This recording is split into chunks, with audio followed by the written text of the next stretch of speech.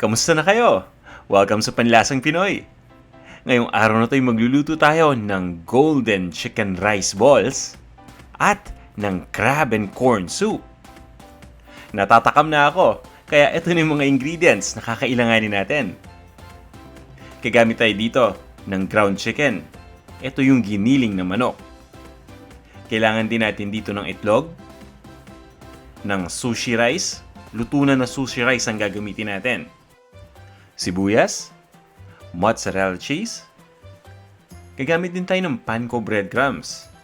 Pati na rin ng harina o ng all-purpose flour. Siyempre, hindi mawawala ang ating Knorr chicken cube at ang Knorr real Chinese soup, crab and corn.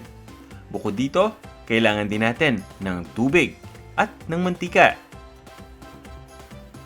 At eto naman yung kompletong listahan ng mga ingredients, kasama ang sukat ng bawat isa. Umpisa na natin. Ang una nating gagawin ay lulutuin lang natin dito yung ground chicken. Magpapainit tayo ng isang cooking pan. At lalagyan na natin ito ng mantika.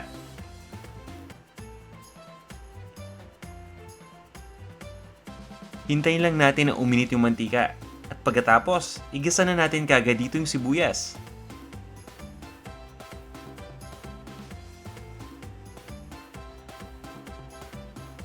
Pwede kayong gumamit dito ng puti o dilaw na sibuyas. Hihiwain lang natin ng maliliit na peraso. Itutuloy lang nating lutuin itong sibuyas hanggang sa lumambot ito. At pagkatapos ay ilagay na natin dito yung ating giniling na manok o yung ground na chicken.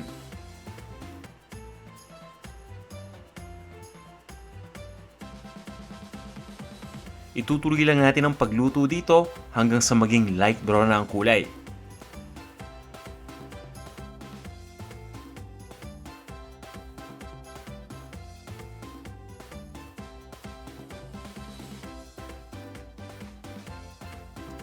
At sa puntong ito, maglalagay na tayo ng Knorr chicken cube.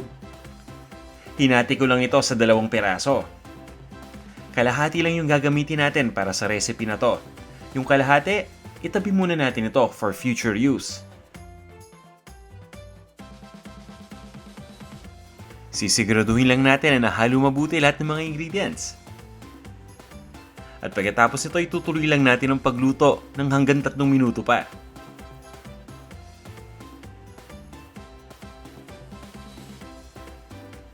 At kapag tuluyan ng naluto itong ating ground chicken, ililipat muna natin ito sa isang lalagyan. At pagkatapos ay ipapa-cool down lang natin yung temperature.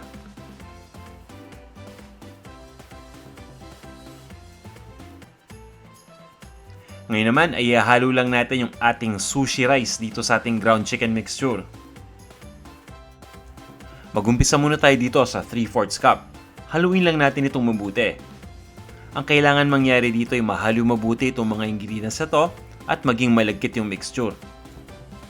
Kung hindi pa ganun kalagkit yung ating mixture pagkatapos ihalo, pwede pa tayong magdagdag dito ng sushi rice.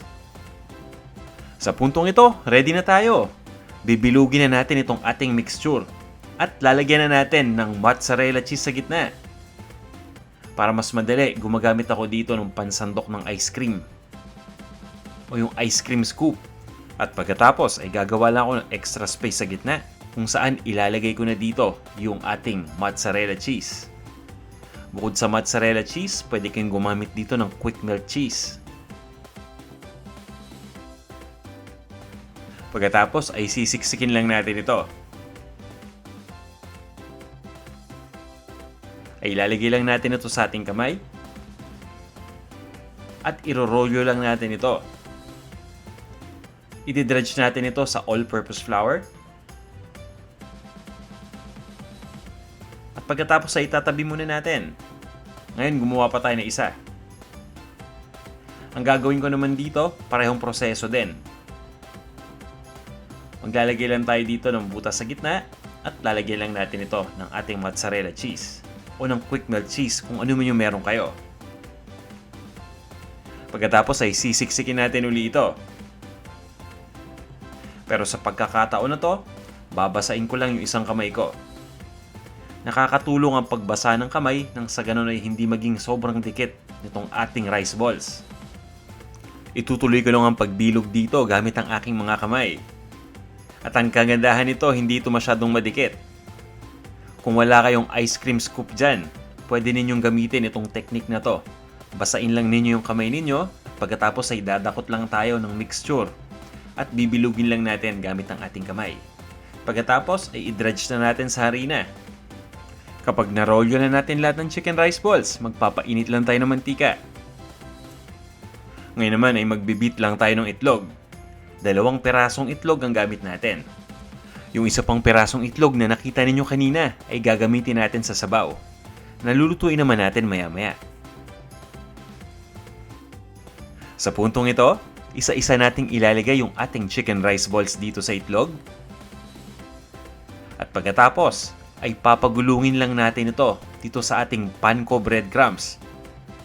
Siguraduhin lang natin na na-coat na ito mabuti ng breadcrumbs. At pagkatapos ay itatabi lang natin ito sa isang malinis na plato at itutuloy lang natin yung proseso hanggang sa magawa na natin ito sa lahat ng ating chicken rice balls.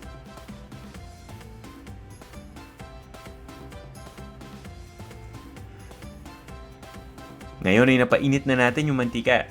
Nasa 350 degrees Fahrenheit na ang temperature nito. Ilalagay lang natin isa-isa dito yung ating chicken rice balls. At lulutuin lang natin ito in batches of 4 or 5. Ito yung unang batch. Mas maganda kasi kapag hindi natin sisiksikin o pupunuin itong ating lutuan nang sa ganun ay maluto mabuti yung ating mga chicken rice balls. Itutuloy lang natin ang pag-deep fry dito hanggang sa maging golden brown na ang kulay. At kapag golden brown na nakatulad nito, isa-isa natin itong hahanguin sa ating lutuan. At pagkatapos ay ilalagay muna natin sa isang plato na may paper towel nang sa ganun ay ma-absorb yung excess na mantika. At pagkatapos nito, itutuloy lang natin ang pagluto dun sa pangalawang batch.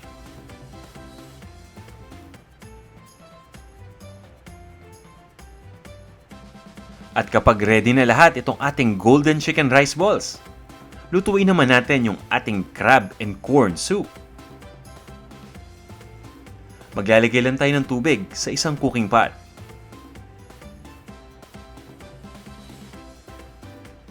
At sa puntong ito, hindi pa natin pinapainit itong ating lutuan. Ihalo lang natin dito yung ating Knorr Real Chinese Soup, crab and corn. Ito yung 40 grams na pakete. Mas mabilis kasing matunaw itong mixture sa tubig kung ang tubig na gagamitin natin ay room temperature lang kumpara sa mainit. Pagkatapos nating ilagay dito ay hahaluin lang natin itong mabuti. At sisiguraduhin lang natin na natunaw na yung powdered mixture dito.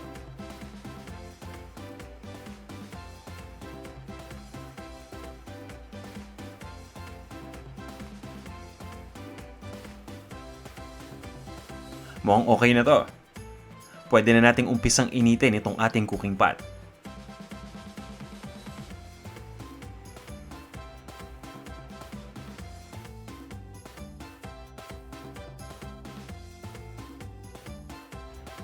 At habang niluluto natin yung sabaw, importante na hinahalo natin ito kahit hindi pa kumukulo para maiwasan natin itong mamuo.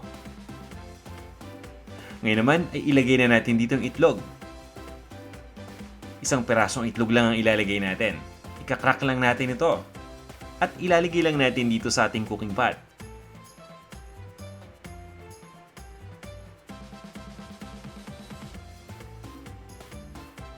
Pagkatapos, ay hahaluin lang natin ito kagad.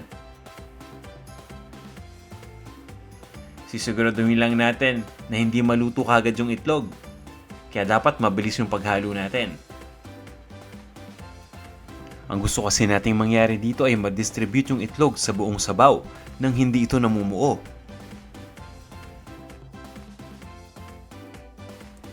Ituloy lang natin ang pagluto ng mga 1 minuto pa. At pagkatapos ay ilipat na natin ito sa isang serving bowl. At iserve na natin kasama ng ating golden chicken rice balls.